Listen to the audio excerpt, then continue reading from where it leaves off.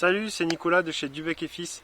On va faire une série de vidéos pour vous montrer comment on va réaliser une installation 3 kW en autoconsommation chez Etienne LGF. Je vous laisse tout de suite, sans plus de transition, notre première conversation avec Etienne.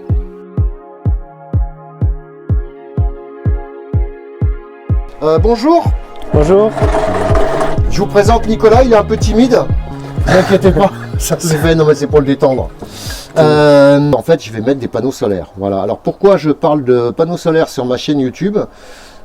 Pourquoi je parle pas de frelons? Parce que je ne suis pas né dans un nid de frelons. Hein. Je peux parler aussi d'autres choses à un moment.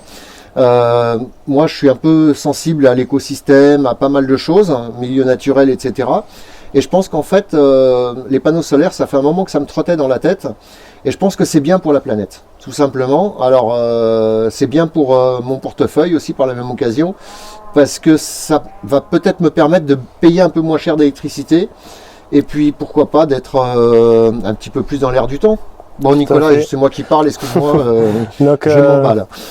Donc, Nicolas, de chez Dubec & Fils, en fait, on est installateur photovoltaïque et en plus, on vend des kits à monter soi-même dans toute la France. Installateur sinon plutôt dans les Landais pour intervenir. Tu vas pas à Paris? Non, on va pas monter. Par contre, on a des installateurs sérieux avec qui on est en contact. On peut envoyer des contacts. On a d'ailleurs avec YouTube, on a pas mal de gens qui nous demandent dans le Var ou ailleurs. Reste ici, t'es bien. Oui, très bien. Et donc oui, on va étudier la faisabilité. C'est vrai que tu as peut-être quelques arbres dans le jardin, ça peut être un obstacle à la production. Ça peut être aussi un problème aussi pour la durée de vie des panneaux si on a un peu d'ombre. Et puis oui, tu as raison, la facture d'électricité a augmenté. En 2020, on a pris une belle claque, j'ai plus le chiffre de mémoire. Et là en février aussi. Alors bon, en plus on est quand même de plus en plus en électrique, hein, beaucoup de choses. Moi je me suis installé la clim, l'hiver, nous ici c'est tempéré, mais l'hiver il fait quand même pas très chaud, en plus c'est humide. Et l'été par contre ça cogne, hein, ça monte à 40, la mésange, c'est moi qui raconte. On a un nid de mésange, je vous en parlerai après, avec un nid de frelon. Je vous en parlerai après. Donc voilà, donc on a essayé on est de plus en plus dépendant de l'électrique. Franchement, on pourrait presque espérer un jour être autonome, en tout cas soulager nos installations électriques que tout le monde connaît. Hein. Et puis pourquoi pas, c'est vrai que nous dans les Landes, on a quand même un gros taux d'ensoleillement. C'est pour ça que j'ai appelé Nicolas pour voir un peu ce qui était faisable.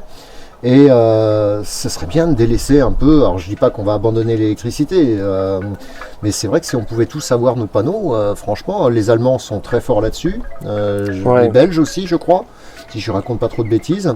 En France on est à la ramasse, ça faut pas on est un petit peu à la ramasse, bon voilà. Tu as complètement raison, ouais, on a du retard en France sur le développement du renouvelable.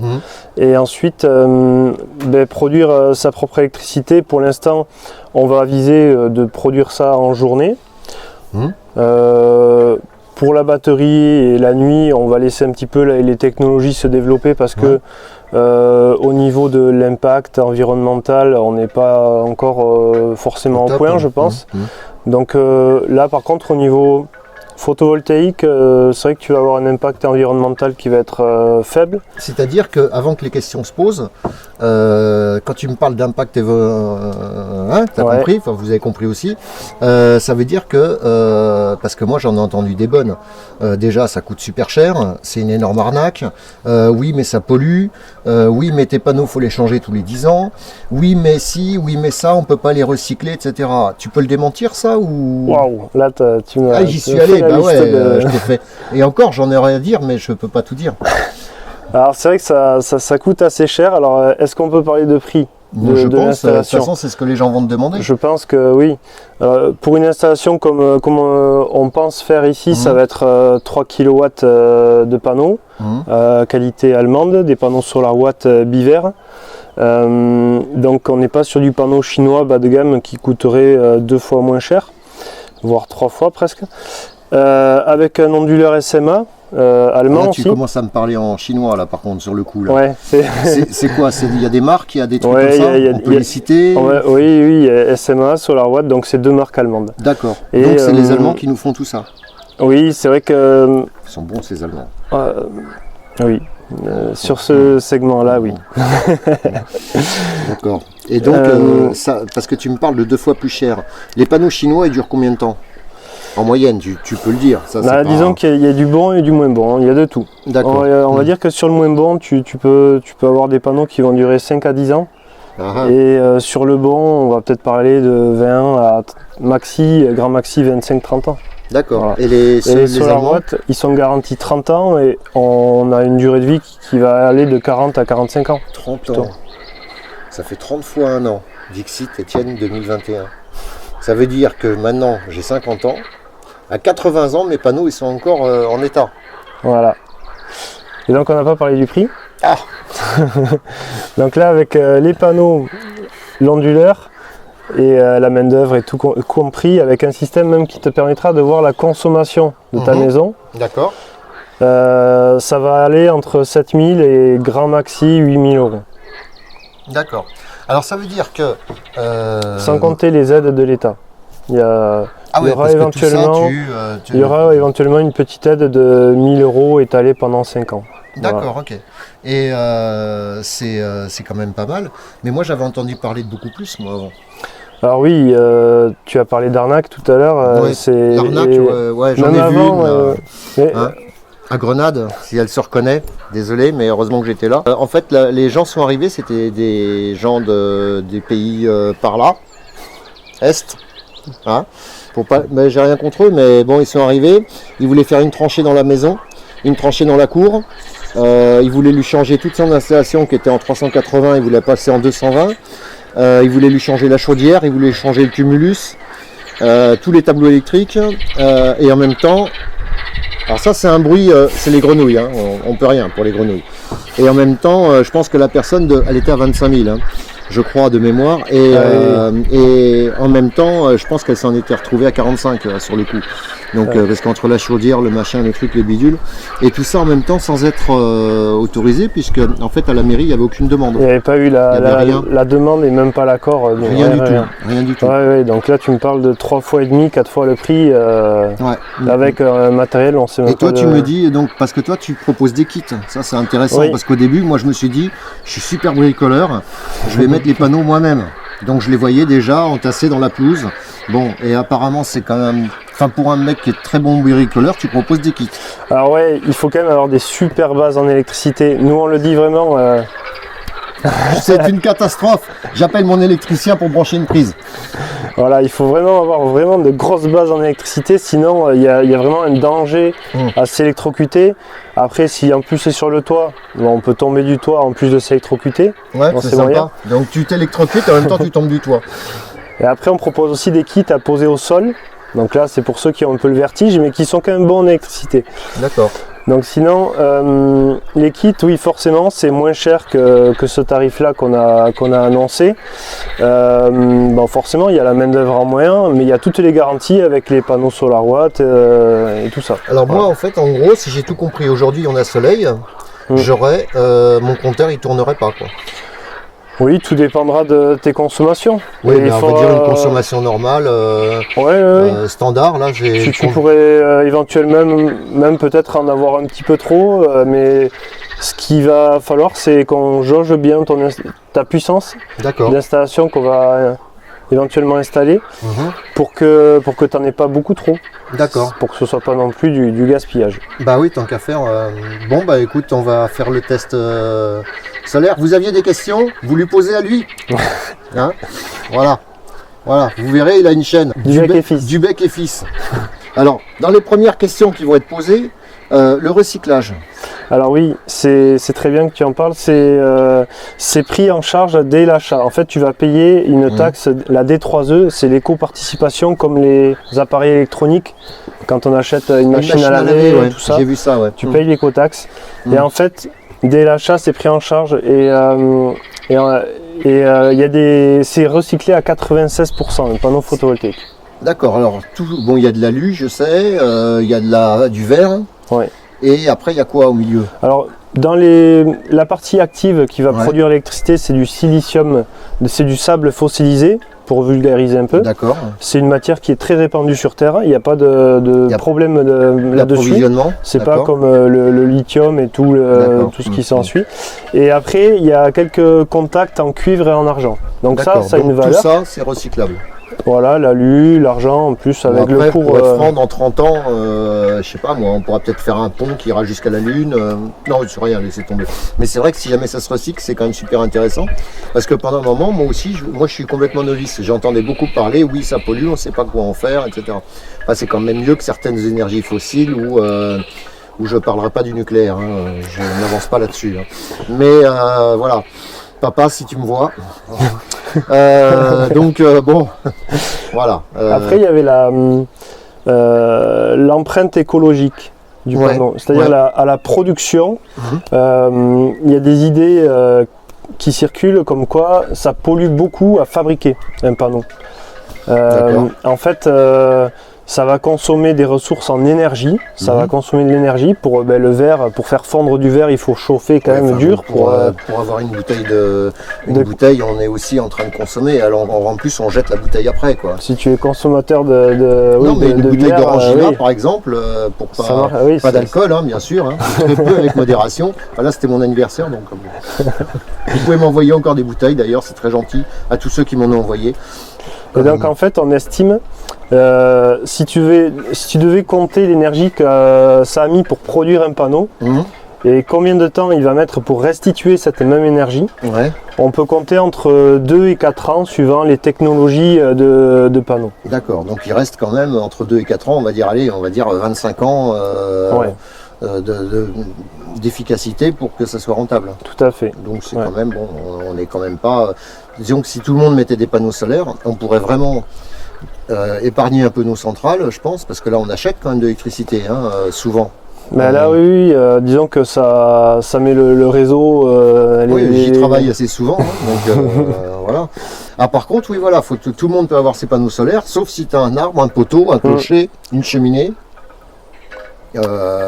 Oui, il y a plein de trucs, d'où ton truc machin là. Voilà, le relevé de masque, ça va déterminer si la faisabilité du... Il l'a dit 3 fois, mais j'ai déjà oublié. La faisabilité et la production que va faire la centrale aussi, c'est ça qui compte. D'accord. Bon, j'espère que que j'ai tout compris. Non, j'ai rien compris. Tu vas pas trouver ça trop moche? De quoi? Alors, moi, franchement, sur les toits, moi j'y suis souvent sur les toits. Bon, moi je vois pas vraiment le côté moche. On n'y mange pas, on n'y va pas tout le temps. Bon, il y a des nouvelles technologies qui existent. Bon, je sais pas, moi ça me va, moi. Bon. Moi franchement, ça me dérange pas. Mon toit il est comme il est, quoi. Je m'en fous d'avoir des trucs. Ils sont de quelle couleur tes panneaux? Là, ils sont tout noirs. Tout noir, c'est bon. Mais c'est vrai que sur la boutique, il y a les tout noirs qui sont un peu plus chers. Et il y en a, ils ont les côtés gris, c'est un peu moins joli. D'accord. Et ils sont un peu moins chers. Parce que... Après, à un moment, ce qu'il faut, c'est quand même évoluer, quoi. Donc, on peut pas toujours marcher en marche arrière. On va voir cette étude il l'a dit, vous l'avez noté, d'accord.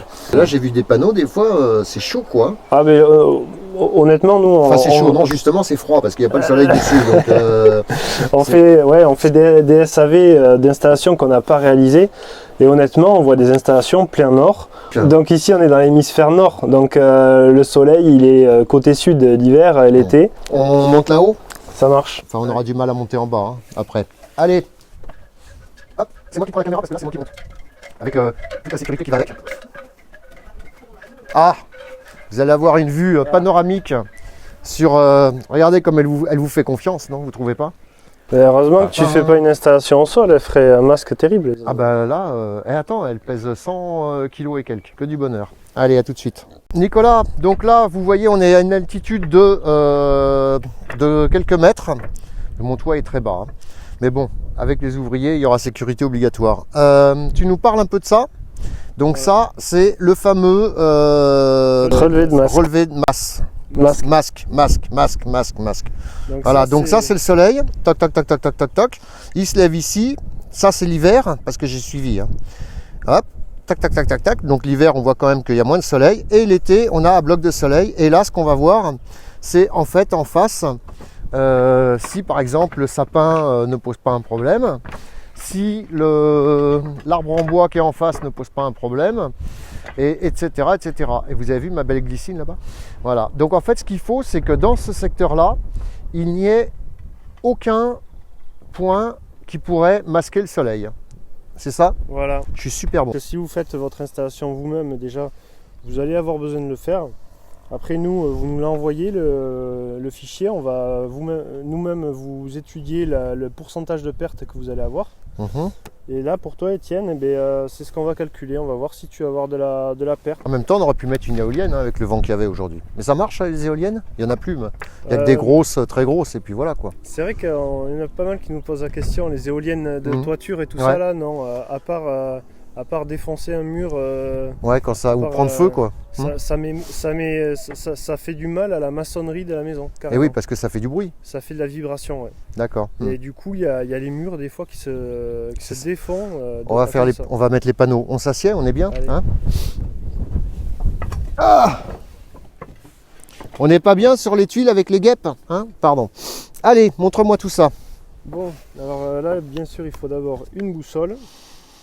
Donc c'est pas qu'une boussole en fait, là il y a la boussole nord-sud, mais il y a également, dans cette position, l'inclinomètre. D'accord. C'est-à-dire que là, tu as l'horizon sur la ligne noire, et si j'incline la boussole, tu vois la petite aiguille rouge qui est derrière le nord, là, il nous embête le nord. Voilà, là c'est sur 20, 30. D'accord. Donc ça va nous aider à mesurer la hauteur de tes arbres. Alors, donc, en fait, ce que tu vas faire, donc tu vas caler le sapin, le haut du sapin, sur le plan. D'accord. Donc là, on a le moins 90, c'est le plein est. Le 0, c'est le plein sud. Plus 90, c'est le plein ouest. D'accord. Donc là, on va partir du plein est parce que derrière, tu n'as vraiment pas d'ombre. Et là, plein est, tu n'as rien, tu as un tout petit sol. Là, je sais pas, c'est un arbousier. Voilà. Et là, plein sud, tu as le sapin. Là, on l'a en plein dedans. Là. Voilà. Un fameux sapin que j'ai planté il y a 15 ou 17 ans. Allez, il a 10 degrés par rapport au sud. On va voir un frelon passer. Alors là, donc, tu cales la hauteur. Alors là, avec l'inclinomètre, il faut viser sur le dessus de la boussole. Là, je sais pas si tu vois là derrière l'aiguille rouge. Je vais te faire confiance. Elle est sur 16 degrés. 16 degrés. Donc là, comme on a tracé notre petit trait ici, 16 degrés, on va être 15. On va être par là. D'accord. Par là. Donc bon, il faudrait une règle, mais tu vas tomber à peu près par là. D'accord. Voilà. Pisto des Nas. Bon, tu veux que je te dessine le sapin? Tu me dessines un sapin et s'il te plaît, tu mets... Oui, je sais, les boules. Oui, parce que bon, un sapin sans boules. Voilà, c'est mignon. Petite guirlande? Ouais, non, les guirlandes, ouais. On va éviter la guirlande électrique. Voilà, la guirlande électrique, comment t'expliquer que je voudrais faire des économies et pas en rajouter. Ça va pas être terrible pour la facture. Très bien. Donc après, qu'est-ce qu'on a? Alors un cerisier, mais il n'a pas l'air méchant. Cerisier, ça grimpe pas. Un cerisier, il va pas grimper beaucoup plus. Là, tu as l'albizia, là, c'est ça? Non, ou ça, un acacia? Un acacia rouge, qui est juste devant, ici. Le sapin était là. L'acacia est là. Ouais. Et lui, il a plus 20 degrés. Donc en gros, il se retrouve là. Et en hauteur, on va mettre en inclinomètre. Hop. Et comme il est plus près que le sapin, eh bien, il est à 16 degrés aussi. Voilà, ça c'est fait. Alors l'acacia, attention, un acacia, ça grimpe. Et ouais, tu as le sapin qui est plus loin, mais en fait, finalement, il fera peut-être autant d'ombre que le sapin. D'accord. Bon, on peut gérer un arbre. Bon, il y en a plein ici. Il y en a 8 hectares, donc ça devrait aller pour un arbre. Donc là, tu vas avoir l'acacia comme ça. Voilà, maintenant Nicolas qui se met au dessin. Ça, c'est un peuplier. C'est un petit croquis, acacia. Voilà. Ok, donc là tu as après toute une série d'arbres, dont le fameux arbre glycine. Ah oui, alors ça c'est celui-là Celui-là, là, vous le voyez peut-être là-bas, là, il est par là, là, tac, voilà. En fait, c'est un poteau électrique. Donc, heureusement que le poteau est pas juste là au bout du... Parce qu'avant, il était là, le poteau, là. Donc, merci Jean-Paul. Et en fait, le poteau, on l'a fait déplacer là-bas parce qu'il était vraiment trop près de la maison. Mais là, ça aurait été un énorme obstacle, en fait. Si on avait eu le poteau juste là, en fait, c'est-à-dire que dès qu'il y a une ombre, ton panneau, il travaille plus. Qu'est-ce qu'il risque? Il risque rien. C'est pas grave, à part qu'il bosse pas. Si, en fait, à l'intérieur, il y a une diode, enfin, il y a 3 diodes par panneau. Ouais. Et elles se mettent à travailler, ces diodes, dès que tu as un problème sur le panneau ou de l'ombre. D'accord. Parce qu'une partie ombragée, ça consomme de l'énergie. Et donc, du coup, la diode, plutôt que d'avoir le panneau qui consomme de l'énergie sur une partie, la diode, elle s'active, elle fait une espèce de bypass. D'accord. Et du coup, elle chauffe pendant qu'il y a de l'ombre. Diode. Et du coup, elle vieillit mal avec oui, l'ombrage. parce que les panneaux, mine de rien, il faut qu'ils tiennent 30 ans. Donc, Et s'il y a des nuages que sur une partie des... Non, bon, non, ça n'a pas d'incidence. Parce que les panneaux solaires, ça marche qu'avec le solaire. Quand il y a des nuages, ça marche aussi ou pas? Disons que si c'est clair, tu vas avoir un quart de la production. Mais ça, je vais le voir, moi. Ouais, avec les courbes et les graphiques. Et la chaleur, ça pose pas de problème pour les panneaux? Si, il va y avoir une baisse de puissance. Les panneaux, en fait, ils sont calculés sur la base de 25 degrés en usine, en puissance. C'est ce qui est écrit sur la feuille, sur la fiche technique. Là, c'est des 300 watts que tu vas voir. Et dès qu'on va augmenter d'1 degré, ils vont perdre 0,4% de puissance. Ah ouais, et donc par contre, fait, il ne faut pas qu'il fasse très chaud. Voilà. C'est pas des panneaux chaleur, c'est des panneaux solaires. Après, si tu les mets en plein hiver, ils vont gagner 0,4% par degré. S'il fait 24 degrés, 23. D'accord, ok. Bon, voilà, on compensera l'hiver avec l'été. Malheureusement, on a un soleil qui est moins puissant l'hiver. L'hiver, il est beaucoup plus bas. Vous l'avez vu sur l'affiche. Bon, bah voilà. Mais après, c'est déjà pas mal. Si moi, je peux me diviser ma facture, ça m'intéresse. Et après, on a tout à fait au fond là-bas. Tu l'as vu? Ouais. Le grand peuplier pour l'hiver, à mon avis, ça pourrait peut-être poser un problème. Ouais. Donc tu me le calcules? Ouais. Qu'à faire, Alors en fait... Le grand peuplier, il est là-bas. Il est plein ouest. D'accord. Vraiment plein ouest à 90. D'accord. Ah donc là il est dans le... Ah non, faut pas que la feuille s'en aille. Là il est dans le problème quoi, un peu quand même. Ouais. Mais bon, c'est ridicule, sinon il a l'air tout à fait en bas là-bas au fond. Ouais, on va regarder l'inclinaison. Ouais. Hop. Et là, comment tu stresses? T'es à 7 degrés à peu près. 7 degrés de hauteur. Donc 7 degrés, c'est... on n'est pas très haut, hein. On est par là. D'accord. Donc il est loin. Donc c'est pas gênant. Après, non, tu as une série d'arbres en fait entre ton arbre glycine et qui doit être là. En fait, tu as toute une petite série d'arbres ici, là, et encore plus bas même, et ça fait ça. D'accord. Donc bon, ça, il n'y a aucune incidence. Non. C'est pas la peine de couper toute la forêt pour mettre les panneaux solaires. Non, mais en fait, globalement, si on devait vulgariser un petit peu... Si on devait vulgariser un petit peu ce relevé de masque, si vous avez des ombres qui sont en fait après 16h heure solaire, là, donc ce qui correspond à 18h en été, si vous avez des ombres dans cette partie, et avant 8h le matin, là, on peut franchement négliger cette perte parce que c'est des moments où le panneau, quoi qu'il arrive, il ne sera pas en face du soleil. D'accord. À moins d'avoir ces panneaux plein est et plein ouest. Mais... Parce que ça ne bouge pas tout seul les panneaux? Non, t'as pas des... Ça n'existe pas les panneaux qui s'orientent? Enfin si, je les ai vus, mais sur des grosses fermes solaires. Les panneaux ils tournent et tout seul. Bon, sur le toit ça risque d'être gênant quand même. C'est vrai que ça se fait, les trackers, les suiveurs, on peut appeler ça. L'inconvénient quand même c'est que c'est de la mécanique à l'intérieur et c'est de l'usure. D'accord. Et ça coûte relativement cher quand même. C'est une source à ennui. Ouais.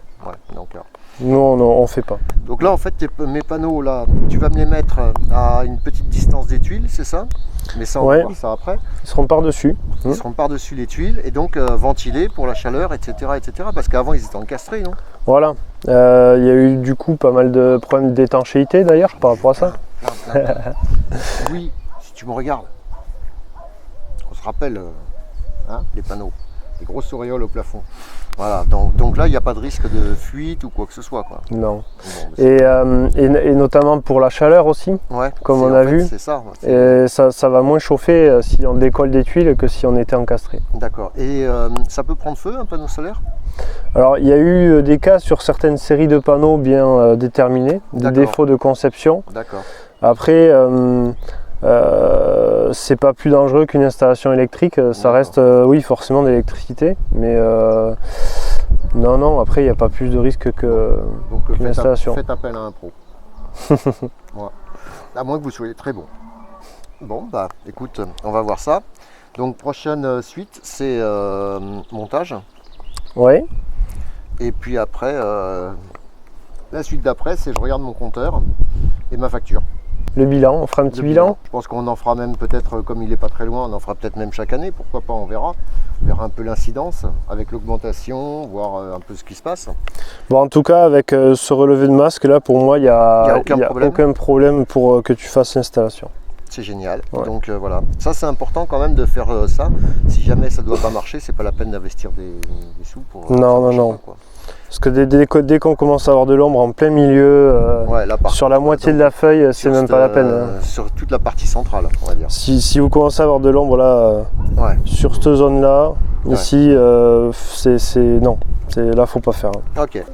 Franchement, il est sympa le père Nicolas. Allez, dis-le. Pour ceux qui veulent s'intéresser un petit peu au kit solaire à commander sur notre site, vous pouvez vous faire le relevé de masque et vous nous l'envoyez, on va déterminer le pourcentage de perte de production que ça va vous impacter. Voilà. Après tu fais des tutos là-dessus, je présume un peu plus, parce que là on l'a fait un peu à l'arrache, vous connaissez. Oui, après nous, si vous commandez sur le site par exemple un kit, ça débloque 8 vidéos tutos de montage. Donc bon, c'est fait pour des électriciens, mais il y a quand même les tutos derrière aussi pour vous aider. D'accord, donc en fait, ce fameux relevé de masque en premier, et après, si tu es comme moi, il n'y a plus qu'à. Voilà. Vous avez tout? Des questions? Vous les posez à Nicolas sur sa chaîne ou sur la mienne, mais c'est lui qui répondra. Voilà, à bientôt, bye bye. À bientôt. Prochaine étape, le montage. Vous allez voir, ça va donner, surtout si je suis dans le coin. À bientôt.